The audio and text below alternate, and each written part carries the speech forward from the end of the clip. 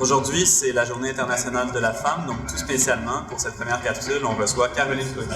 Bonjour. Caroline Cody qui occupe le poste de vice-présidente exécutive et directrice générale Est du Canada pour CIRA Services médicaux. Elle est dirigeante passionnée et stratégique. Caroline possède un bagage de plus de 20 ans d'expérience dans l'industrie.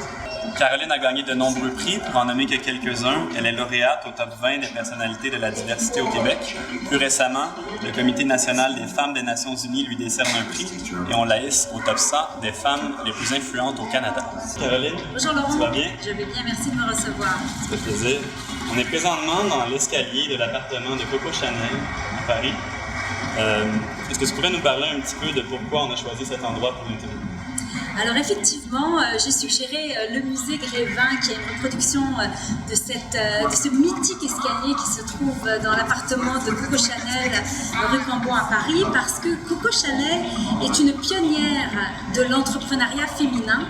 C'est une femme qui a mis sa marque à une époque où les hommes dominaient encore plus qu'aujourd'hui et elle l'a fait avec énormément de courage et son legs est extraordinaire car aujourd'hui, en 2016, c'est encore un symbole de réussite, mais aussi un symbole de luxe, de classe, etc.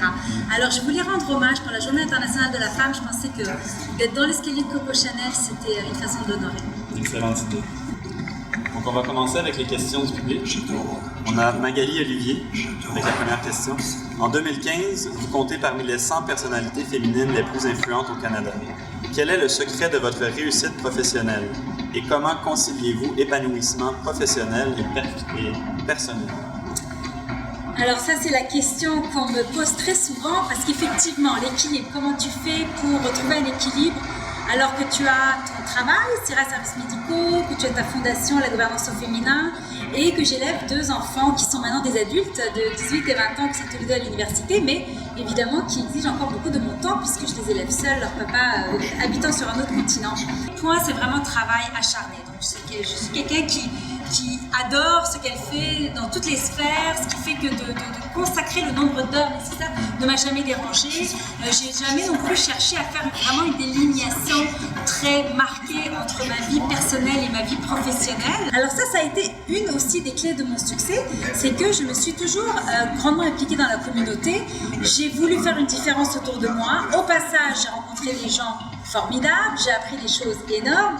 Et tout ça, c'est quelque chose qui, je pense, m'aide à me différencier également. Moi, j'encourage toujours les gens à choisir une cause dans laquelle ils croient et à se lancer à fond. Et ça peut être